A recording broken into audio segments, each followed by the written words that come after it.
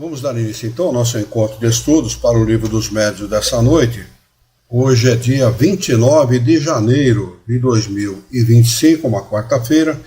São 20 horas e 1 minuto na cidade de Jaú. Nós estamos transmitindo o nosso encontro de estudos em nome e em homenagem à Associação Jauense de Estudos Espíritas, e nós estamos localizados na cidade de Jaú, estado de São Paulo, Brasil. Nós estamos estudando do Livro dos Médiuns, o capítulo 6. Para quem vai estudar com o livro aberto, abram lá no Livro dos Médiuns, capítulo 6, Manifestações Visuais. O item é o de número 100. Ele vai estudar os seguintes subtítulos: Perguntas sobre as aparições, Ensaio teórico, Espíritos glóbulos e Teoria da alucinação. Na pergunta, no subtítulo, no item de número 100, ele diz o seguinte: de todas as manifestações espíritas, as mais interessantes são, sem dúvida, aquelas pelas quais os espíritos podem se tornar mais visíveis. Pela explicação desse fenômeno, veremos que ele, como os outros, nada tem de sobrenatural, embora muita gente possa achar algo de maravilhoso e sobrenatural quando não tem conhecimento desse fato. Porque os espíritos nada mais são que os encarnados que aqui existiram, que aqui viveram sem corpo. Nada mais do que isso. O que vai acontecer com todos nós. Um dia nós não teremos um corpo físico e seremos espíritos. Não é? E não há nada de anormal nisso. O que pode haver de anormal? Somos mais anormais nós para eles, para os desencarnados. Boa noite, Dani. Boa noite, gente. Seja bem-vinda. Andriele, seu Luiz, Simone, boa noite, bem-vinda. Obrigada. Então, como eu ia dizendo, somos mais anormais nós, os encarnados, para os desencarnados, que vice-versa. Porque existem muito mais desencarnados do que encarnados. Então, quem habita o mundo deles somos nós, e não eles que habitam o nosso mundo. É o inverso, não é? Embora as pessoas possam imaginar que isso não seja verdadeiro, mas é, não é? Então ele segue. Pela explicação desse fenômeno, veremos que ele, como os outros, não tem nada de sobrenatural. Damos inicialmente as respostas dos espíritos a respeito do assunto. Kardec foi inquirir os espíritos, né, para saber o que eles pensavam a respeito, o que eles poderiam explicar a respeito dos fenômenos das manifestações visuais. Primeira pergunta: os espíritos podem se tornar visíveis? Resposta do espírito a esse respeito: sim, sobretudo durante o sono. Entretanto, certas pessoas os veem também no estado de vigília, mas isso é mais raro, né? Então, o que acontece durante o sono, quando nós vemos um desencarnado, um parente, um pai, uma mãe, um irmão, um amigo que já desencarnou, nada mais é que uma evidência.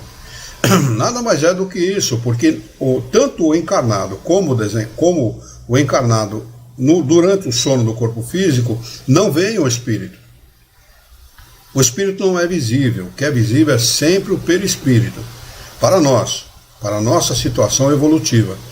Para as situações mais posteriores, não é? Os mundos felizes, os mundos melhores, eu não sei como isso acontece. Mas para nós não há a visão do espírito especificamente.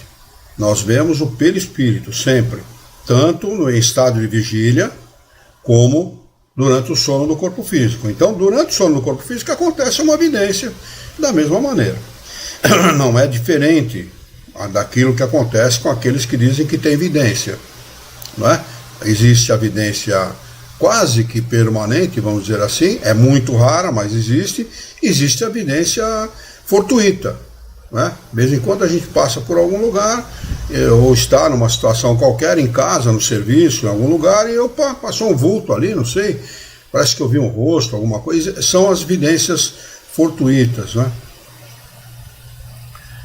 A nota de Kardec a respeito do que respondeu o espírito: assim, enquanto o corpo repousa, o espírito se desprende dos laços materiais, e desprende parcialmente, porque o desprendimento total só se dá depois do desencarne. Então, quando nós estamos dormindo, o corpo é que dorme, o espírito não dorme nunca, não é? Ele vai se desprender parcialmente do corpo e vai, espaço afora, lidar com os espíritos que lhes são afins, não é? Aqueles que têm afinidade com espíritos bons vão lidar com os espíritos bons. Aqueles que têm afinidade com aqueles que não são tão bons assim, vão lidar com esses, e assim sucessivamente, né? Então o espírito se desprende. Isto vale para todos, não é para alguns não, vale para todos. Normalmente o espírito só fica muito perto do corpo quando ele está doente. Quando ele está doente, não sei se vocês já passaram por uma doença, que ficaram na cama, uma doença mais prolongada, a gente não tem um sono regular. O sono é muito... um sono ruim, um sono pesado, um sono... eu não sei como eu poderia classificar, adjetivar isso, mas um sono irregular, né? É porque o espírito não se desprendeu como ele se desprende normalmente. Você ia falar alguma coisa, Érica? Pois não. Fica picado o sono, né, Celino? Sim, muito pesado. Né? Ele não descansa. Exatamente, bastante pesado mesmo, né? E então o espírito fica próximo. Por quê? A preocupação dele com o desencarne do corpo. Ele tem que estar presente no momento do desencarne, o espírito tem que estar presente. Ele não vai estar longe, ele vai estar presente. Ou se ele estiver longe, ele vai voltar imediatamente e presenciar o desencarne do corpo, a morte do corpo físico. Isso acontece com todo mundo. Tá bem? Ele diz, fica mais livre e pode mais facilmente ver os outros espíritos e entrar em comunicação com eles. É isso que acontece mesmo. Aliás, o propósito é esse. Porque nós aprendemos durante o estado de vigília, realizamos a nossa experiência aqui na matéria, que é uma experiência dirigida para algumas coisas especificamente, e muito mais durante o sono no corpo físico. É por isso que os nossos sonhos muitas vezes são indecifráveis para nós. Poxa, por que eu sonhei com isso? Não tem nada a ver com o que eu vivo aqui. Aquelas nossas preocupações na matéria, muitas vezes muitas vezes eu posso dizer que 99,9, dízima periódica de 9, são esquecidas pelo espírito. Ele não leva para o sono, para o sonho, aquilo que ele vive aqui na matéria. Suas preocupações aqui na matéria não significam quase nada para o espírito, porque ele vai entrar em contato com outros espíritos e aprender aquilo que ele deseja como espírito. Pois não, Alexandre? Eu sempre gosto de comentar quando você entra nessa questão do sono e do sonho. Eu sempre gosto de comentar, principalmente, não aqui para nós especificamente, que estamos nos vendo aqui através do Google Meet, mas muitos que venham a nos ouvir e até nos ver pela internet. O sonho, é só uma parte nesse ponto, né, Luiz? O sonho que se manifesta pelo sono, o sonho nada mais é do que uma atividade do espírito. Ou seja, é como se nós, ao longo do dia, grosso modo falando, estivéssemos cada um de nós com nossas atividades, cada um de nós fazendo o que fazemos, os nossos trabalhos, resolvendo os nossos assuntos. Portanto, nós temos atividades diárias enquanto acordados, em estado de vigília. Ao dormir, que repousa é sempre o corpo. E o que acontece? O espírito vai desenvolver as suas atividades. Então, nada mais é do que uma continuidade de uma atividade do espírito, né? Aquilo que acontece durante o dia. É só esse parênteses porque muita gente não entende e acha que o sonho é algo... eu tive um sonho, não dou a devida importância, acham que é sempre uma bobagem, acham que é sempre algo menos valioso. Não, o sonho é uma atividade do espírito. É isso mesmo, é perfeita essa sua colocação. Então ele segue da seguinte forma: o sonho é uma recordação desse estado. Quando não nos lembramos de nada, dizemos que não sonhamos, mas a alma não deixou de ver e de gozar de sua liberdade. Tratamos aqui, no caso deste capítulo, Kardec falando, né, mais particularmente das aparições no estado de vigília, aquela situação peculiar que acontece no estado de vigília. Ele não trata aqui dos sonhos. Se vocês quiserem saber mais a respeito dos sonhos, consultem lá a questão 409 seguinte de O Livro dos Espíritos. 409 e seguinte. Lá pelo YouTube tá o Diniz. Boa noite para você também, Diniz. Obrigado pela sua presença. E pelo Facebook, a Marlene está dando uma boa noite a todos e está agradecendo a Jesus pelo estudo. Muito bem, vamos lá. Pergunta de número 2. Os espíritos que se manifestam pela visão pertencem a uma determinada categoria? Responde os espíritos: não. Podem pertencer a todas as categorias, das mais elevadas às mais inferiores. Então, todos, indistintamente, qualquer espírito. Lá um espírito que não reencarna mais, um espírito no estado de pureza, pode se manifestar pela vidência? Perfeitamente, pode.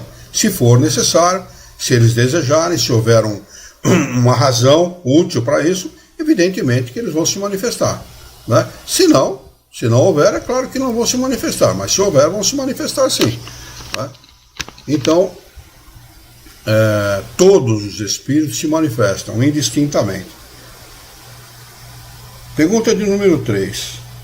É permitido a todos os espíritos manifestarem-se visivelmente? Resposta dos espíritos. Atentem para a resposta. Todos podem, mas nem sempre têm permissão nem o desejo de fazê-lo.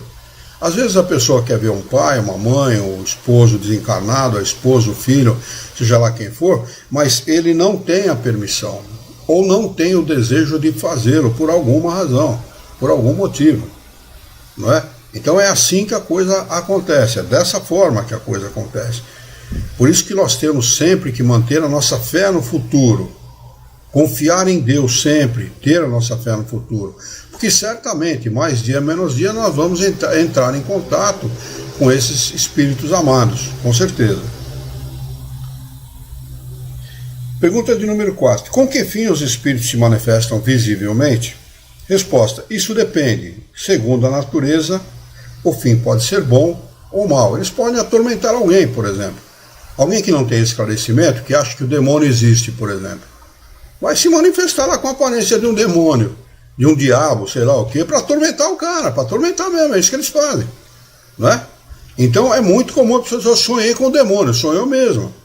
Você tem medo, pode ser tonto, o demônio não existe. Não existe nenhum espírito criado para o mal, nenhum. Ele pode ser mau, mas é sempre temporariamente e nunca permanentemente, como querem alguns.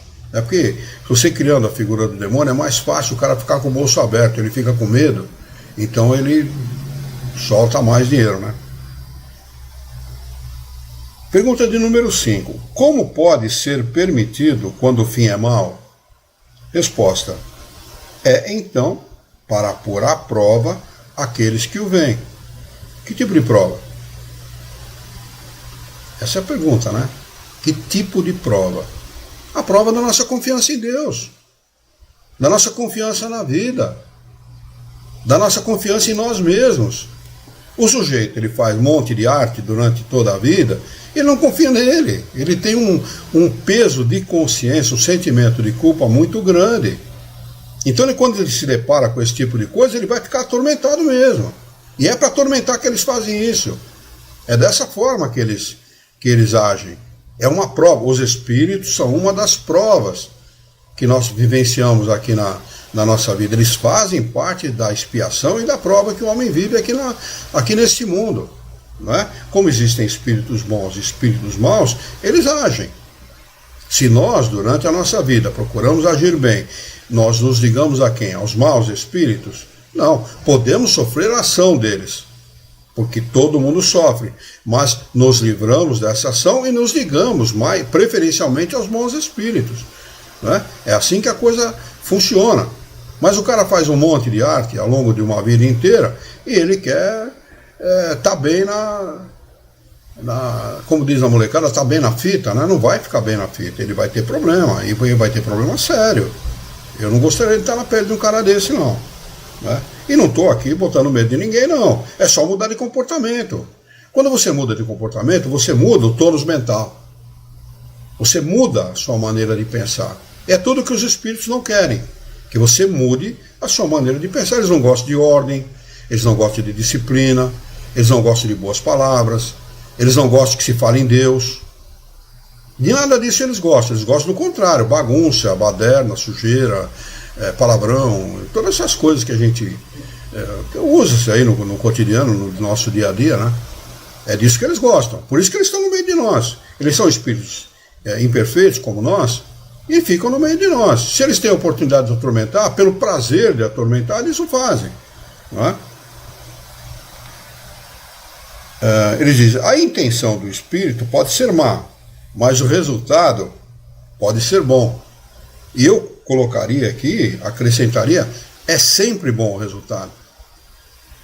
Porque embora seja um espírito mau, que esteja atormentando a pessoa, o processo é didático, é para ensinar o encarnado que alguma coisa está errada, como a doença do corpo físico.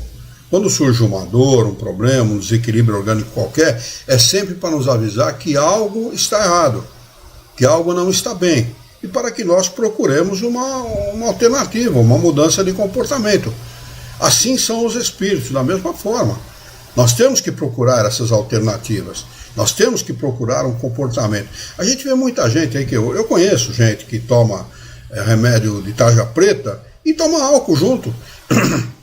Ah não, eu tomo álcool para relaxar. Peraí, pô, você está tomando remédio de tarja preta, velho, e toma álcool junto. Não, eu preciso relaxar. Amigo, dá com a cabeça na parede, é mais fácil relaxar desse jeito. Você está indo para o caminho do suicídio. Você está cometendo um suicídio. Porque o remédio de tarja preta, ele é uma coisa seríssima, ele age em todo o organismo, não é? Ele age de forma severa em todo o organismo. Aí o cara toma um álcool que age da mesma maneira e é cancerígeno. Está provado aí, por exemplo, que a cerveja tem tantos cancerígenos quanto o cigarro. E tem gente que não toma menos de uma caixa de cerveja por dia, uma caixinha dessas de latinha, né? Além de ser alcoolismo, o sujeito está indo para um caminho problemático, né? Cada um faça da vida aquilo que achar melhor, né? Mas não é aconselhável, vai ter problema. O resultado não pode ser outro, é matemático. Uma ação como essa só pode ter um resultado. Por isso que nós precisamos fazer aquilo que Jesus falava, cultivar o bem, né? Tenha confiança em Deus. Vede os lírios do campo, nem Salomão em toda a sua grandeza se vestiu com deles. Estão vendo os pássaros? Eles não tecem nem fiam, mas não passam fome, Deus os alimenta. E ter esse tipo de confiança, para desenvolver esse tipo de confiança, é ao longo de uma vida. Cultivar essa confiança ao longo de uma encarnação. Quando você precisar lá na frente, que vai precisar, com certeza, que problema todos nós temos, né? Você vai ter desenvolvido dentro de você essa confiança, que é para você poder se ajudar e ajudar o seu próximo, seus amigos, seus parentes, seus colegas, sua esposa, filho, etc. Quem pedir ajuda, né? Pergunta de número 6. Qual o objetivo dos espíritos que se fazem ver com má intenção? Resposta: assustar. E muitas vezes vingar-se. Cara, eles usam desse subterfúgio mesmo. São espíritos imperfeitos. Kardec usa, os próprios espíritos usam a palavra inferior. Eu não gosto de usar esse tipo de termo. Eu acho meio pejorativo, né? Espírito inferior. Não existe espírito inferior. Existe espírito imperfeito, porque se ele está sujeito à perfeição, ele não é inferior. Ele é temporariamente imperfeito ou inferior, né? Ele vai ser tão superior quanto Jesus e quanto outros espíritos no futuro, não é? Então, eles usam desse subterfúgio mesmo, que são espíritos imperfeitos, não é? Quando ele quer se vingar, ele vai fazer tudo para se vingar. Não acontece isso aqui entre os encarnados? Encarnado se vinga por muito pouco, que dirá o desencarnado, que ele tem a oportunidade de cometer esse tipo de atrocidade, que não passa de uma atrocidade, na minha opinião. A vingança é uma atrocidade, né, de espírito muito imperfeito, muito atrasado, em relação ao seu próximo. Né? A gente não condena uma pessoa que se vinga aqui na Terra, né? A gente condena, pelo menos eu acho que a pior coisa que a pessoa pode fazer é cometer esse tipo de ato, de se vingar, especialmente se vingando assim, falando mal da pessoa, colocando todas as pessoas contra aquela pessoa. Tem gente que faz isso com maestria, inclusive, né? Um lugar onde você encontrava sorriso, carinho, aconchego, você vai encontrar cara feia, porque aquela pessoa foi lá e envenenou a cabeça de todo mundo. Tá cheio disso por aí. E os espíritos fazem isso, né? Procuram assustar, muitas vezes, né? E se vingar. Assustam por quê? Porque o cara tem a consciência pesada. Quem não tem consciência pesada não se assusta, não. Quem não tem consciência pesada não se assusta, não. Porque ele sabe que ele pode fazer o que você quiser. Eu não vou me assustar, não. Pode sair daqui, que aqui é minha casa, aqui mando eu. Suma daqui. Aliás, né, Luiz, quem não tem a consciência pesada não tem medo, né? É isso aí. O medo normalmente é fruto disso, né? É fruto disso. É o temor de si mesmo, né? Quem tem consciência pesada não teme o próximo, teme principalmente a si mesmo. Porque nós temos uma coisa dentro de nós que é a consciência. Kardec pergunta para os espíritos o que é a consciência. Né? Fala, consciência é um pensamento como todos os outros pensamentos.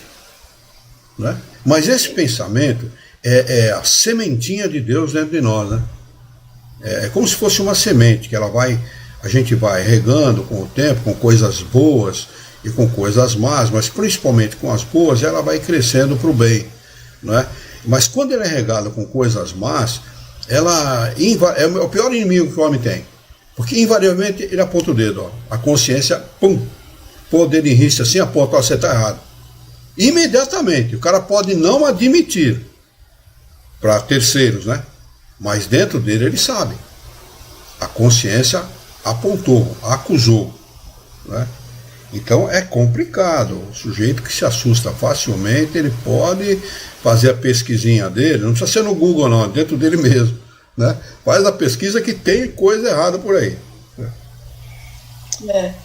Pergunta de número 7. Qual o objetivo dos espíritos que aparecem com boa intenção? Resposta: consolar os que lamentam a sua partida. Provar-lhes que continuam a existir e estão perto deles. Dar conselhos e algumas vezes pedir assistência para si mesmos. Isso acontece muito, muito mesmo, muito. As pessoas muitas vezes não dão atenção, porque acham que é coisa do demônio. Se ela for perguntar para o padre, sim, você está esquizofrênico, você está ouvindo coisa, é esquizofrenia. Eles tratam dessa forma, é impressionante. Século XXI, os caras tratam a lida com os desencarnados ainda dessa forma. Se você ouve e vê coisas, você está esquizofrênico. É impressionante uma coisa como essa. E não tem nada de esquizofrenia. Nós lidamos com os espíritos dioturnamente. Dioturnamente. É impressionante. Não tem como escapar disso. Eles fazem parte da nossa convivência diária. Lá na introdução do Livro dos Espíritos, ele diz assim, eles ombreiam conosco. Eles estão entre vocês. Eles ombreiam, ombro a ombro. É toda uma população que convive conosco, não é? E aqueles que estão terra a terra, os que estão melhorzinho, estão pelo espaço. Não é no nosso lar, não. Oi, alguém falou alguma coisa? Acho que o seu microfone está aberto, Simone, acho que é isso. Ah, não, Simone. O meu? O seu está aberto. O seu microfone está aberto e eu estou ouvindo coisa no fundo aí, por isso que eu achei que alguém tinha falado comigo. Tá bom. E... eu acho que eu perdi o que eu estava falando. Deixa eu ver se eu lembro agora. Tá bom. As pessoas chamam essas pessoas esquizofrênicas porque desconhecem. Nós lidamos com os espíritos dioturnamente. Dioturnamente, não tem outra forma de ser. É assim que a coisa é. Sabe por quê? Porque Deus quer nos ensinar. Vai chegar um dia que médicos, de uma forma geral, pessoas que lidam com outros seres humanos, estudam seres humanos, né, antropólogos e tal, vão lidar de outra maneira com os encarnados. Vão lidar de outra maneira, porque vão levar em conta uma coisa chamada espírito. Vão levar em conta uma coisa chamada desencarnados. E vão colocar isso,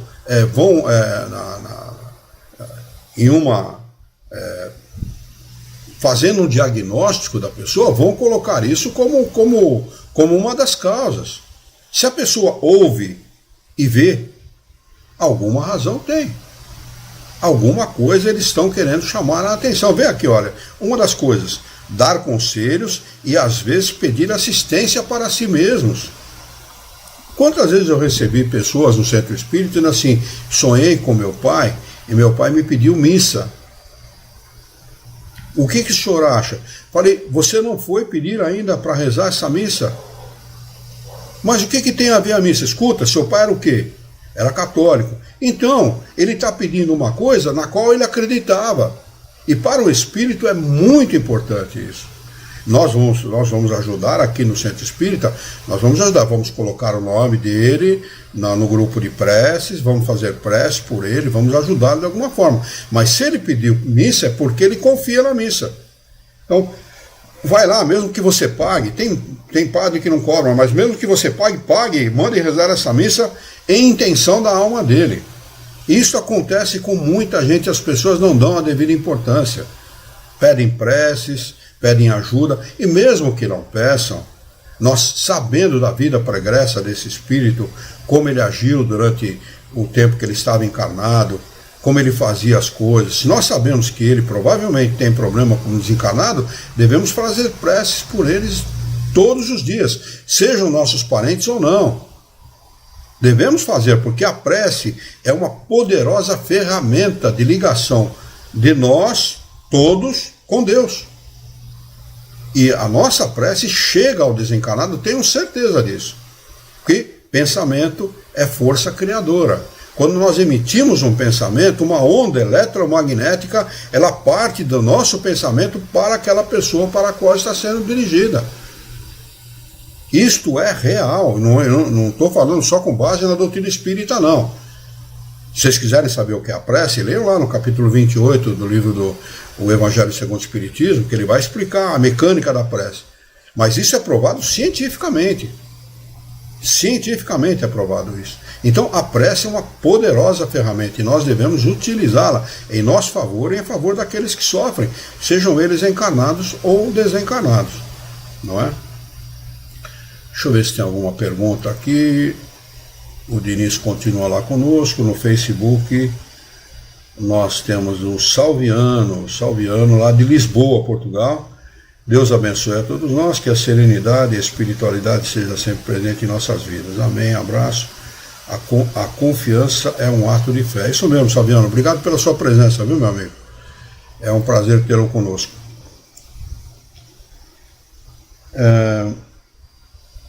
Pergunta de número 8. Kardec faz a seguinte pergunta aos espíritos: que inconveniente haveria em ser permanente e geral a possibilidade de ver os espíritos? Não seria essa uma forma de tirar a dúvida aos mais incrédulos? Resposta dos espíritos. Prestem atenção nessa resposta, porque é importante, né? Kardec acha que, poxa, se a gente visse eles constantemente, isso não seria bom para o encarnado? Né? Não seria uma forma dos incrédulos, daqueles que não conhecem os espíritos, de acreditar na existência deles? Quer dizer, estando o homem constantemente cercado de espíritos, o fato de vê-los sem cessar o perturbaria. Você passa a confundir encarnado com desencarnado. Todos aqueles que veem, é difícil, é raro. Cuidado com aqueles que falam que vê, mas cuidado, toma cuidado. Eu conheci 2 pessoas, até hoje, em 52 anos dentro do Espiritismo, 2 que realmente viam. Uma era o Sr. Milton Felipe e o outro o Sr. Francisco Ortigosa, aqui de Jaú. Esses realmente viam, confundiam encarnado com desencarnado. O Sr. Milton falou que uma vez estava atravessando a Avenida Voluntários da Pátria, em Santana, e um garoto, um jovem, veio correndo do outro lado da avenida atravessando a avenida correndo, porque vinha vindo o automóvel, ele começou a atravessar, e veio na direção dele, falou, vai me atropelar, ele esperou o impacto, passou por ele e foi embora. Era desencarnado. Né? Tal era a capacidade que ele tinha para verificar os espíritos. Seu Milton era assim, seu Chico também, eu contei a história dele no nosso último encontro, lembra que ele levava os espíritos para dentro do escritório, conversava, doutrinava espíritos, conversava com os desencarnados, assim como nós estamos conversando aqui, né? Seu Chico fazia isso. Eu conheci o seu Chico, era um cara seríssimo, seríssimo. Se tem uma pessoa séria que eu conheci na minha vida, foi o Sr. Francisco Ortigosa, seríssimo. Era um espanhol que não tinha sotaque de espanhol, porque é raro o espanhol que não tem sotaque, né? Os meus avós tinham um sotaque danado, né? E ele não tinha sotaque. Até uma vez ele falou que era espanhol. Eu falei, poxa, seu Chico, o senhor não tem sotaque? Ele falou, eu luto muito contra isso. Eu não sei se ele fazia questão de falar bem o português, né? Mas ele falou que lutava muito contra o sotaque. Então, de vez em quando, você percebia lá no fundo da fala dele algum sotaque, mas muito imperceptível. Só quem conhecia o sotaque espanhol que sabia que ele tinha um pouco de sotaque. Mas era assim. Então, e realmente, a visão constante dos espíritos é perturbadora. E nós, quando encarnamos, as pessoas muitas vezes não entendem isso. Nós encarnamos para vivenciar 1, 2, 3 experiências no máximo. Mas são experiências dirigidas. Como espíritos, não. Se pegar a nossa vivência aí de, sei lá, 5, 10 mil anos, 20 mil anos, 100 mil anos, sei lá. Eu não sei quanto tempo a gente tem. É muito, não é pouco não. E para desenvolver a inteligência que nós temos, não é pouco tempo. E nós somos muito inteligentes. O problema da nossa sociedade não é inteligência, é a falta de moralidade. Esse é o problema. O nosso maior vício é a indiferença moral. Esse é o grande problema da nossa sociedade. Não nos falta inteligência. Então, para desenvolver essa inteligência, é uma longa caminhada, muito longa caminhada. Então, isso não é num milênio, em 2 milênios, em 3 milênios que se faz isso. Então, eu não posso estimar quantos milênios a gente já viveu, mas não é pouco. Então, quando encarnamos, falta para o espírito humildade. Vai encarnar como, sei lá, alguma profissão que leve ele a ser humilde.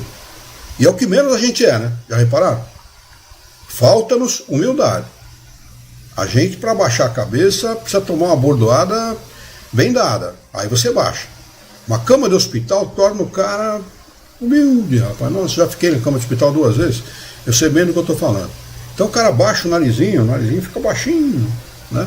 Mas é uma coisa que faz falta para nós, que é a humildade. E Jesus pregava, né, que se você quiser ser o maior entre todos, seja o menor. Os primeiros serão os últimos os primeiros. Né? Então Jesus sempre colocava isso na pauta para ensinar as pessoas o valor da humildade. Então, quando a pessoa encarna com uma necessidade como essa, ele vai vivenciar essa experiência. Sabe lá um cara orgulhoso, um cara que foi doutor, sei lá o quê, teve lá uma alta autoridade num país e tal, ele encarnar como vamos colocar lá, não quero desprestigiar nenhuma profissão, mas vamos colocar um gari. Para o cara deve ser difícil. Eu conheci um cara assim aqui em Jaú.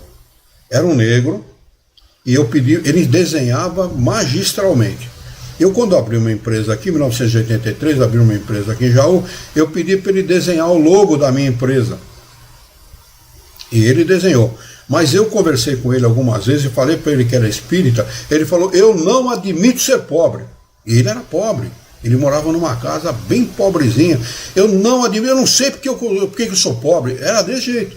Então você percebia que ali estava a encarnação de algum cara muito prepotente, que devia ser branco, de olho azul, e devia ter encarnado numa família nobre, vai lá saber aonde, e que estava encarnado num negro, numa casa humilde, era um cara, tinha uma inteligência, era um cara articulado e tal. Então por isso que eu digo para os companheiros, nós encarnamos para viver 1, 2 experiências, 3 no máximo. Como espírito, não. Por isso que as nossas preocupações do cotidiano não tem nada a ver com a nossa preocupação quando nós estamos fora do estado de vigília, dormindo. As nossas preocupações são outras completamente diferentes. Aprendemos coisas completamente diferentes. Nos preocupamos com coisas completamente diferentes do estado de vigília. Daquela experienciazinha medíocre que nós vivemos aqui nesse mundo, que é medíocre, viu? Olha, o cara às vezes acha, nossa, eu sou importante. Não é importante nada, rapaz. Você está vivendo aqui porque Deus te permitiu. Permitiu um corpo físico, permitiu que você vivenciasse aquela experiência, e você está vivendo por conta disso. Infeliz daquele que acha que é melhor que o outro. Ninguém é melhor do que ninguém. Nós somos todos, indistintamente todos, iguais em todos os aspectos. Em todos os aspectos. Né? Então, realmente, a vidência dos espíritos, a visão dos espíritos constante, perturbaria, se constrangendo nas suas atividades. Desvirtuaria as atividades que nós encarnamos para vivenciar, desvirtuaria e traria, inclusive, acredito eu, né, essa é uma opinião particular, que para a maioria traria desequilíbrio psicológico e talvez até psiquiátrico. A pessoa fala, pô, peraí, eu não acredito nisso, pô, quem que é esse cara que eu estou vendo? Que história é essa? Eu não consigo pegar, eu não consigo ver. Tem muito desencarnado que não sabe de coisa nenhuma, não sabe nem que está desencarnado, vocês imaginem. Entrevistei gente no centro espírita que o cara já tinha desencarnado há 50, 60, 100 anos atrás e não sabia que estava desencarnado. Falei, ó, amigo, pega com a sua mão direita, pega o pulso da mão esquerda. Aí ele tentava pegar, não conseguia. Claro que não consegue, não é matéria. Não é sólido, né? Você não consegue pegar. Aí ele começava a despertar. E às vezes não são espíritos ruins, não é gente perversa. Falta-lhe o quê? Conhecimento. Olha a joia, né? O privilégio que nós temos de ter o conhecimento espírita. Isso não vai fazer com que nós sejamos melhor do que os outros, mas vai fazer com que nós trabalhemos nesse sentido, de melhorarmos a nós mesmos. E ao desencarnar, ter uma situação de compreensão diferente desses nossos irmãos, que muitas vezes passam por longos períodos, considerando o tempo como nós consideramos. Para eles o tempo não é considerado assim, né? 100 anos é menos que um segundo para o desencarnado. Mas passa um período que não precisavam passar, podiam aproveitar para outras coisas, podiam aproveitar para progredir, né, para aprender, né, muitas coisas que os espíritos dizem que nós aprendemos em estado de erraticidade, livre, sem corpo físico, em 1 minuto, aquilo que nós levamos anos para aprender aqui, anos. Quer dizer, o que se faz uma faculdade você pode fazer lá em menos de 1 minuto. E eu não estou exagerando, não, é verdadeiro isso. A nossa capacidade de raciocínio, de assimilação, de memorização das coisas é completamente diferente. Nós estamos limitados por um corpo. Tanto é verdade isso que nós usamos, parece que não chega a 10% da nossa capacidade mental, né? É muito pouco a utilização que nós fazemos da nossa capacidade mental, até porque isso seria muito prejudicial para o encarnado usar toda a sua capacidade mental, né? Então aprendemos muito lá. Precisamos nos preparar para esse momento, adquirindo o quê? Conhecimento. Conheça a verdade e a verdade vos libertará. É disso que Jesus falava. Essa verdade que muitos ainda não conhecem, que é a imortalidade da alma. O homem é imortal. Ele não precisa escrever livro, nem construir um grande prédio para ser imortal. Absolutamente. Ele já é imortal, por natureza. O espírito é imortal. Né? A imortalidade da alma é uma lei natural, uma lei de Deus. Né? Ele segue. Constrangendo nas suas atividades, ele tiraria a iniciativa na maioria dos casos, enquanto que, julgando-se só, pode agir com mais liberdade. Quanto aos incrédulos, dispõe de muitos meios para se convencerem, caso queiram aproveitá-los, e se não estiverem cegos pelo orgulho. Sabes de pessoas que viram e nem por isso acreditam, pois dizem que se trata de ilusões. Não te inquietes por essa gente, de que Deus se encarrega.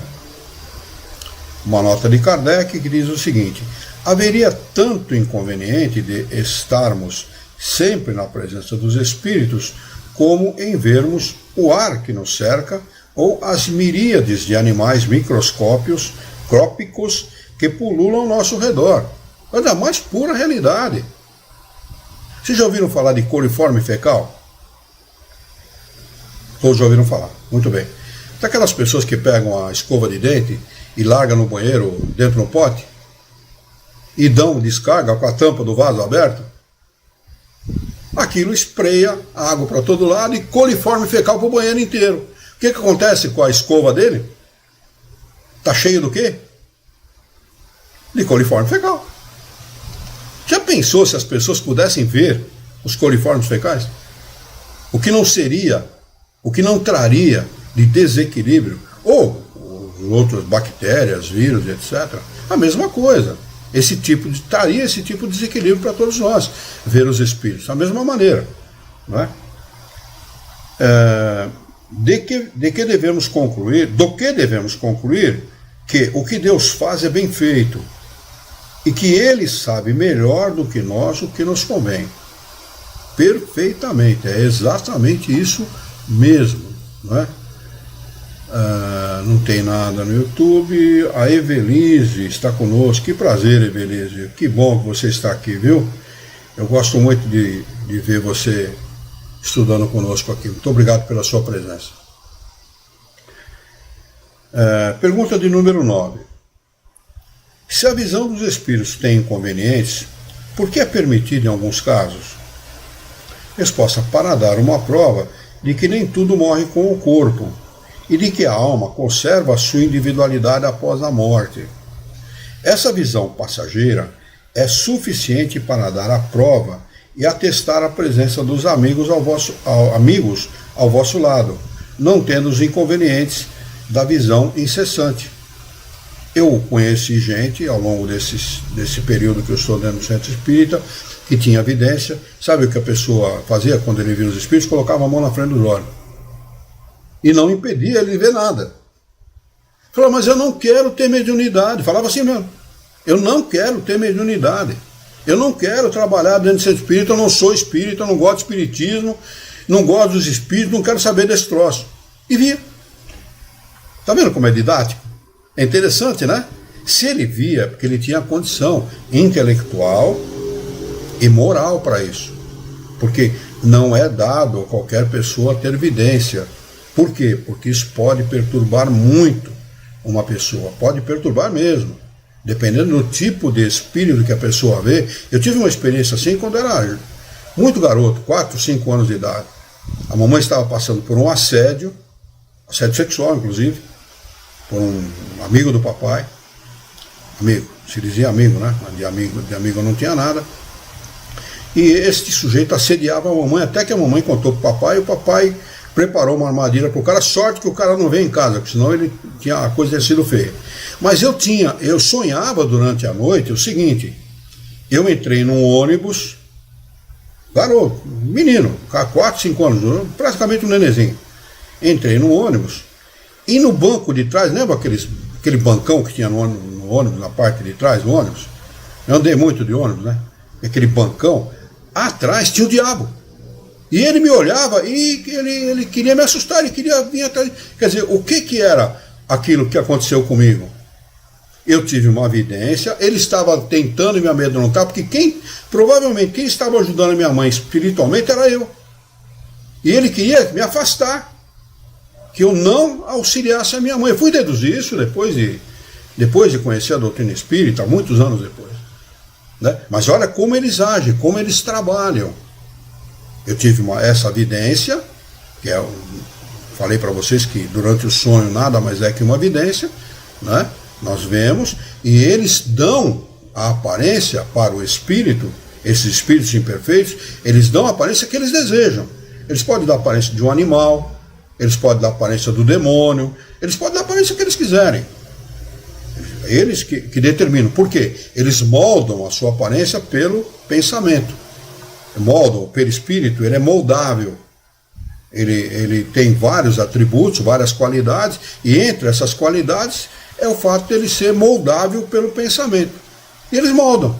Por isso que quando um pai aparece para nós, um pai desencarnado, uma mãe, um amigo, um conhecido, eles aparecem para nós durante o sonho, ou mesmo em estado de vigília, para quem tem evidência, com a aparência que ele tinha quando estava encarnado. Ele não tem aquela aparência, mas ele vai aparecer para nós com aquela aparência para que nós o reconheçamos. Então o espírito pode dar a aparência que quiser, mas olha, para mim foi terrível essa experiência. Vocês imaginam o quanto me afetou. Eu, graças a Deus, acho que eu tinha a minha proteção, então eu consegui depois com o tempo, a mamãe se livrou daquilo, graças a Deus os bons espíritos ajudaram e a gente conseguiu se livrar desse problema. Mas para mim foi uma experiência terrível naquela época.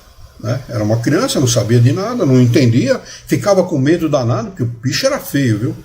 O trem feio, rapaz. Se o diabo é aquilo ali, não existe o coitado, né? Mas se ele é aquilo ali, ele é feio mesmo. Coitado daqueles que não sabem o que estão passando, né? Já imaginaram uma pessoa que não tem conhecimento nenhum e o diabo aparecer pro cara? Mas vamos lá. Pergunta de número 9. Deixa eu ver se tem alguma pergunta aqui no YouTube. Não, lá no Facebook. Meu neto tem evidência, lá o Salviano, lá de Portugal. Meu neto tem evidência, ouve e conversa com espíritos, mas nega, mas sem controlar, não consegue controlar. Eles aparecem, ouve e interpreta os sinais, desde criança, hoje tem 23 anos. O Salviano diz, eu sonho com o papai, mais jovem e andando. Provavelmente ele não andava, né, Salviano, quando estava encarnado ou teve algum problema sério de locomoção, né? Mas é assim mesmo, os espíritos fazem isso mesmo, né? Esse é o propósito deles, nos ajudar, nos consolar, dizer, olha, estou bem, né? Estou bem em estado de erraticidade, estou bem aqui no mundo espiritual. Mas vamos lá.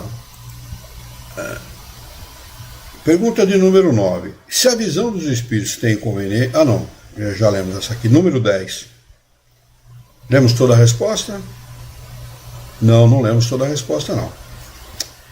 No número 9 ele pergunta, se a visão dos espíritos tem inconvenientes, por que é permitido em alguns casos? Resposta, para dar uma prova de que nem tudo morre com o corpo e de que a alma conserva a sua individualidade após a morte. Essa visão passageira é suficiente para dar a prova e atestar a presença dos amigos ao vosso lado, não tendo os inconvenientes da visão incessante. Tinha lido sim, mas não lembrava. Número 10. Pergunta, nos mundos mais adiantados que o nosso, a visão dos espíritos é mais frequente? Lá nos mundos, vamos pegar Júpiter, vai. Se vocês não leram a respeito de Júpiter, Revista Espírita de 1858, quando ele faz um estudo a respeito de Júpiter. Leiam lá, é muito interessante. Eles respondem, quanto mais o homem se aproxima da natureza espiritual, ou seja, quanto mais desmaterializado está o homem, mais facilmente entra em relação com os espíritos. A relação dos jupiterianos, por exemplo, que é o mundo feliz, com os espíritos, é como nós temos com os encarnados, praticamente a mesma. Para eles não causa os problemas de desequilíbrio emocional, psicológico, que causaria para nós. Nenhum. Eles vivem, a relação deles com os desencarnados é muito grande. Eles vivem lá cerca de 800 anos. E ficam desencarnados horas, reencarnam quase que imediatamente. Sabe qual a atividade desses espíritos? Virem a mundos como o nosso, inspirar o bem. Já imaginaram ter uma atividade como essa? Que maravilha, que coisa deliciosa de fazer, vir a mundos carentes como o nosso, onde a violência, o mal, as pessoas muitas vezes só pensam o mal, desejam o mal, virem a mundos como o nosso, inspirar o bem. Então a relação desses nossos irmãos é muito frequente, muito constante com os desencarnados, porque eles recebem orientações deles constantemente, né? Então ele diz, e a grosseria do vosso corpo, é a grosseria do vosso corpo que torna mais difícil e mais rara a percepção dos seres etéreos, né? Nós realmente somos, não adianta negar, né? Infelizmente, tem gente que fala, eu não sou assim, é assim, infelizmente é. Se você encarnou aqui, come arroz e feijão, é porque tem problema. Senão você não estaria encarnado aqui, né? Come arroz e feijão, de vez em quando uma laranja de sobremesa, é porque está encarnado no mundo de expiação e prova, e se não é um espírito superior, se não vem em missão, que a maioria aqui não vem em missão, somos meros tarefeiros quando somos, né? É porque está precisando progredir, está precisando aparar as arestas, né? Colocar para fora essa sujeirada toda que a gente carrega conosco há milênios, né? Pelo orgulho, vaidade, prepotência, maldade, tudo que a gente carrega em nós. Infelizmente é isso mesmo, né? Então, somos assim, estamos aqui com a permissão do Criador e com a mesma permissão dele, a oportunidade de conhecer a doutrina espírita, né? Para podermos ir aparando essas arestas o mais rápido possível. É o nosso trabalho, é o trabalho que nós devemos fazer, né? E trabalhar nesse sentido, de progredir espiritualmente, o mais rápido possível. Aí sim, para merecer sair daqui para um mundo melhor, né? 11ª questão.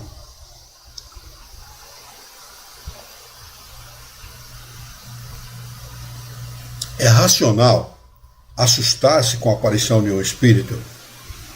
Resposta: aquele que refletir a respeito há de compreender que um espírito, seja qual for, é menos perigoso que um vivo. Aliás, não traz perigo nenhum. Não tem como um encarnado atingir um desencarnado, atingir um encarnado. Não existe isso, não tem como. Kardec faz essa pergunta, eu sempre repito isso, para que as pessoas fiquem sabendo a esse respeito, é muito importante saber isso. Ele pergunta assim: um homem mau, com a ajuda de um mau espírito, poderia fazer mal a outro homem? Um homem mau, com a ajuda de um mau espírito, poderia fazer mal ao outro homem? Se não, Deus não o permitiria. Resposta dos espíritos superiores, não é o Luiz Herrera que está falando, não. São os espíritos superiores que dão essa resposta. Então não tem como um desencarnado fazer mal para ninguém. O mal está dentro de nós. Nós é que aceitamos ou rechaçamos o mal. Não é? Aí o cara tem um pensamento, tem dor de consciência, né? Aí ele aceita o mal mesmo. Ele acha que o mal está dentro dele e que ele está sendo castigado. Bebeu e fumou a vida inteira, tem câncer de pulmão, só Deus está me castigando. Pô, peraí, quem te castigou foi você, velho. Você se castigou a vida inteira. O resultado é esse, não tem como, né? Os espíritos, aliás, estão por toda parte e não tens a necessidade de vê-los para saber que podem estar ao teu lado. O espírito que desejar prejudicar alguém pode fazê-lo sem ser visto. De que maneira ele prejudica? De pensamento para pensamento. Identifica o mal no encarnado e bate em cima daquele mal, inspirando a fazer aquilo que ele já tem dentro dele mesmo.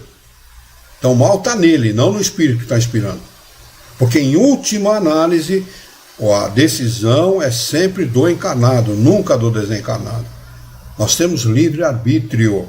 Ah, foi o espírito que me inspirou a fazer isso. Já viram gente que cometeu crime e fala: não, tinha uma vozinha que me falava o tempo todo: mata ele, mata ele, mata ele. Mas matou por quê? Porque decidiu matar. Não foi que a voz obrigou ele a matar. Não existe isso. O espírito não pega na tua mão e enfia a faca na barriga do outro. Quem mata, por decisão própria, é o encarnado. Atira, dá facada e tal. Ou comete um outro crime qualquer. Crime de pensamento, crime por ter poder, por exemplo. Quantos poderosos nós temos em países como o nosso que cometem crime dioturnamente? Porque decidem cometer crime. Quer dizer, contra a população, contra toda a população de um país. Decidem isso. Não é? Nós temos aqui, temos, no caso do Salviano lá em Portugal, temos em todos os lugares. Gente que abusam da autoridade que tem. Não é? O espírito que... ele não é perigoso por ser espírito, mas pela influência que pode exercer no pensamento do homem, desviando-o do bem e impelindo-o ao mal, conduzindo pelo pensamento, né? Inspira um pensamento hoje, o sujeito aceita, inspira outro amanhã, o sujeito aceita, e vai progredindo, né? Vai num crescente, até que ele chega a vias de fato. Até que ele chega a cometer um crime ou coisa pior. Seu Luiz, Pois não. e no caso da pessoa esquizofrênica, é decisão dela? Não, se realmente houver um distúrbio no órgão, se houver um distúrbio na mente, porque acontece o seguinte, uma esquizofrenia nunca começa com distúrbio mental. A esquizofrenia leva ao distúrbio mental. A pessoa sofre aquele problema, acumula problemas, até que acaba numa instituição específica para isso. Né? Ela pode nascer com distúrbio mental, que é outra coisa. Né?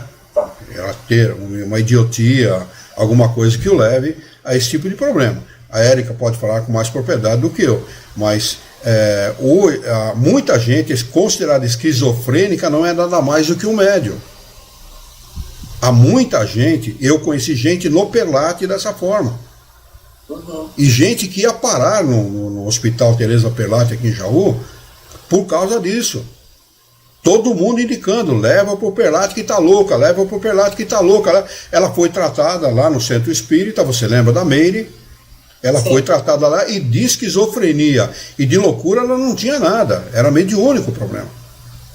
Entendeu? Agora, quando o cérebro se deteriorou, quando realmente aí não tem mais, porque o instrumento está estragado. É como uma perna coxa, ou um braço bobo, ou como qualquer outro instrumento que não sirva mais para ser usado pelo espírito encarnado. Não é? Mas se for esquizofrênico, aí não tem o que se falar. Né? Érica, você quer complementar, falar alguma coisa como especialista no assunto? Não sou especialista não, sou Luiz.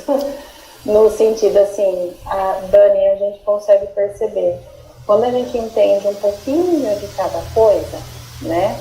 Por isso que eu não me julgo especialista, e por isso que eu estou aqui também, porque desde criança já me procuraram em casos assim, até pessoas mais velhas, e a gente vive com questão ética, religiosa, e aí a gente tem que ter um cuidado bastante grande dentro do consultório, né? Mas a gente que entende um pouquinho de cada lado, a gente consegue perceber quando é uma coisa e quando é outra. Não sei se o Luiz deu para entender. Claro. Tá? É que quem tem um pouco mais de conhecimento de doutrina espírita procura enfocar todos os aspectos. E o que a gente mais vê são gente consideradas loucas, esquizofrênicas, que nada mais são do que médiuns. Se fosse tratado assim, existe um livro, Psiquiatria em Face da Reencarnação. Leiam esse livro. Tá? Tem na internet gratuitamente. Psiquiatria em Face da Reencarnação. Do doutor Inácio Ferreira de Oliveira. Foi um psiquiatra, ele tinha um instituto em Uberaba e ele tratava essas pessoas que eram consideradas loucas, que nada mais eram do que médios, a maioria deles, tratou e curou um monte de gente. Psiquiatria em Face da Reencarnação. Esse é um dos livros dele. Anotem aí depois, vocês procurem na internet, tem gratuitamente, leiam. Esclarecedor esse livro. Então, como a gente tem essa visão, não é tendenciosidade, não. Sabe? Porque a gente pode falar, é espírita, vê tudo pela ótica do espiritismo. Não é isso. Não é isso. É que realmente o problema da medicina de hoje, e a Érica haverá de convir comigo, porque ela é uma médica, de certa forma, ela cuida da alma, né? A psicologia nada mais que é o estudo da alma, tá certo? Eu não entendo como um psicólogo pode não ser espírita, juro por Deus, Érica. O estudo da alma, caramba, e não acredita na alma. Dio Madonna, como diria o meu avô Leone, né? Dio Madonna. Então, eles não levam em consideração a alma, eles não levam em consideração o espírito. E lá que está o problema. É lá que está o problema, porque o sujeito reencarna com o problema. Ele reencarna para vir aparar essas arestas. Ele reencarna para vir buscar soluções para os problemas dele, progredir, vivenciar experiências, acumular conhecimento e progredir. É para isso que nós estamos aqui. Não tem bonzinho aqui não. Aqui é tudo porcaria mesmo. Falando a linguagem bruta, né? Essa é a realidade, estamos aqui para isso, tá certo? Aí os caras, a medicina não leva isso em consideração e acaba classificando, colocando todo mundo num saco só e fazendo e dando para todo mundo tarja preta. E não é por aí. A Meire, esta que eu citei, nós estamos invadindo um pouco o horário, eu peço perdão a quem está nos ouvindo, né? A Meire, quem eu citei, foi um caso assim. A Meire estava a ponto de ser internada no PERLAT, que é essa instituição que eu falei, que de acolhimento a pessoas com problemas psicológicos, psíquicos, né? E não era, ela não tinha problema psicológico, porque ela tinha realmente, ela não era uma pessoa, vamos dizer assim, 100% normal. Mas ela não, a gravidade do problema dela estava muito mais na ação dos espíritos sobre ela do que nela mesma. Tá certo? Ou sofreu um tratamento na casa, passou por um tratamento, se equilibrou e tocou a vida dela, não foi internada. A sorte que o pai dela fez um trabalho para nós fizemos um evento aqui em Jaú chamado Cefrate, um evento que levou quase 3.000 pessoas em 5 dias, 4 dias e meio, no Teatro Elza Munerato, para ouvir falar de espiritismo, né? E o alemão, que era o apelido do pai dela, fez o trabalho de banner, pregar banner na cidade inteira, em outras cidades da região, e lembrou da gente quando estava com problema, né? Falou, vou levar lá para o Luiz Herrera, que eu conversamos muitas vezes, né? Ele não é espírita, nem a esposa é espírita, muito pelo contrário, a esposa vinha contrariada no centro espírita, né? Mas levou, trouxe a filha para nós cuidarmos, para nós tratarmos, e ela foi. Eu posso dizer que do que ela estava vivenciando para aquele momento, ela foi curada. Tinha problemas, sem dúvida que tinha, mas o que ela estava vivenciando era muito mais a ação dos espíritos que o problema dela, né? O Salviano, lá de Lisboa, diz assim, eu tenho missão, mas como conhecer meu dom? Todos temos dons. Olha, Salviano, a palavra dom é muito mal empregada, porque dom significa doado, dado por Deus, e Deus não dá nada para ninguém, tá bem? Nós não temos dons, nós temos mediunidade, tá? A mediunidade é uma faculdade e não um dom, tá bem? Então, você estude doutrina espírita, eu não sei se você já vem estudando ou já estudou, lá na nossa página no YouTube, Associação Jauense de Estudos Espíritas, você vai encontrar todo o estudo do Livro dos Espíritos, desde o primeiro dia, que são 122, se eu não me engano, deixa eu ver, eu tenho marcado aqui, são 127 vídeos, começou no dia 12/1 de 2022, esse estudo, até o final do ano passado, se eu não me engano, um pouquinho antes do final do ano passado, né? Então, pegue esse estudo, faça esse estudo e comece a conhecer melhor a doutrina espírita. E você vai ver que você não tem dom. Missão, poucas pessoas têm aqui nesse mundo. Nós, na maioria das vezes, somos tarefeiros. Vemos aqui, por exemplo, um pai, segundo os espíritos, recebe a missão de cuidar de um filho. Mas não é uma missão geral, é uma missão particular. Tá? Então o pai e a mãe têm uma missão que é cuidar dos seus filhos, mas de um modo geral, em relação à terra, em relação às pessoas que habitam esse mundo, não existem missionários, são muito raríssimos, são os missionários que encarnam aqui. Jesus foi o maior deles, Kardec foi um missionário e alguns outros foram missionários, mas muito poucos são missionários realmente. Nós todos somos grandes tarefeiros que viemos aqui para cumprir bem ou mal a tarefa que recebemos. Então, com a ajuda do esclarecimento da doutrina espírita, que foi trazida pelos espíritos superiores, com autorização do Criador, com autorização de Deus, e pelo trabalho direto de Jesus de Nazaré, com esse esclarecimento a gente consegue ter uma visão diferenciada da vida e daquilo pela qual, e da razão pela qual nós estamos aqui neste mundo, tá bem? Se você quiser conversar mais particularmente, eu posso entrar na sua página, deixar o meu telefone para você, a gente pode conversar, eu posso tentar te ajudar de alguma maneira, tá bem? Mas, repito mais uma vez, é um prazer tê-lo aqui conosco.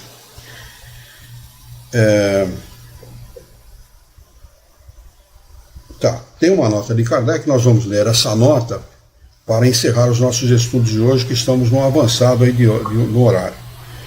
Nota de Kardec a respeito da questão de número 11. As pessoas que têm medo da solidão e do escuro raramente compreendem a causa do seu pavor. Elas não sabem dizer do que têm medo. Medo de escuro, por quê? Tem medo.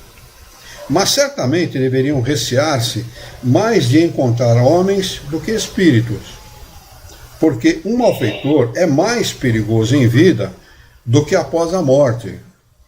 Uma senhora do nosso conhecimento teve uma noite, em seu quarto, uma aparição tão bem definida que acreditou estar na presença de alguém. E sua primeira sensação foi de pavor. Certificando-se de que ali não havia nenhuma pessoa, disse a si mesmo: parece que se trata apenas de um espírito. Posso dormir tranquila. Tá? A verdade é que nós não devemos temer os espíritos mesmo, mas existem pessoas, isso é explicável por uma coisa chamada memória atávica, de pessoas que têm medo, por exemplo, de barata. Tá? Isso pode ser explicado da seguinte forma: em encarnações precedentes, ficaram lá nas masmorras dos castelos e tal, joga naquela masmorra e larga o sujeito lá até morrer. Né? E naquele lugar tem de tudo, tem rato, tem barata, tem de tudo, é coisa que a gente pode imaginar. E o cara é obrigado a conviver com aquilo, desenvolve um problema mental qualquer e depois uma outra encarnação traz aquilo com memória atávica. Tem muito disso. Medo de escuro, medo de avião, medo de altura, medo de barata, medo de lagartixa, medo de um monte de coisa. Né? Traz esse tipo de problema. Por isso que tem que passar aqui por muitas vezes por um tratamento, às vezes longo, né? Para poder corrigir esse tipo de coisa, até ela descobrir que o medo dela é infundado. Né? A maioria dos medos são infundados. Né? Alexandre, quer falar alguma coisa? Não? É que seu microfone está aberto, é por isso. Tá bom, deixa eu ver se tem não tem nada. Deixa eu ver se tem uma pergunta aqui no YouTube, nada. O Saviano disse ok. Tá bom, Saviano, eu passo para você lá no seu privado, eu passo o número do meu telefone. Se você quiser entrar em contato, fique à vontade, estarei à sua disposição. Tá bem, meu amigo? Vamos anotar aqui, do mesmo capítulo 6, sexto, manifestações visuais, a pergunta de número 12, tá bem? Para nós retomarmos na próxima quarta-feira. Graças a Deus, a nossa transmissão foi de cabo a rabo hoje. Não tivemos problema. Né? Muito bem, se não houver nenhuma dúvida, não houver nenhum problema, nós vamos fazer a nossa prece de encerramento. Tá bem? Então convido a todos para elevarmos o nosso pensamento, esquecermos os nossos encontros e desencontros desse dia, para mentalizarmos a figura excelsa e amiga do nosso Mestre Jesus. Ele que é o nosso Mestre, é o nosso modelo e é o guia de toda a humanidade. E juntos com Jesus, nos dirigir ao Criador, ao Senhor da vida, fonte inesgotável de paz, de amor, de bondade, de misericórdia e justiça, para agradecê-lo muito pela oportunidade de aqui estarmos reunidos em seu nome, para darmos sequência aos estudos de O Livro dos Médiuns, discutindo as suas questões, as suas propostas. Pedimos também, Senhor, bom ânimo, coragem, determinação, ideias renovadas, alegria de viver e muito entusiasmo, para que nós possamos trabalhar e sermos úteis à sociedade em que vivemos. Dá-nos ainda a força e a coragem, para que nós possamos orientar a própria existência por um profundo e sincero respeito pelo nosso próximo. Em teu nome, em nome de Jesus, em nome dos bons espíritos, em nome do nosso diretor espiritual e de sua equipe, declaramos encerrado o nosso encontro de estudos essa noite, e que assim seja.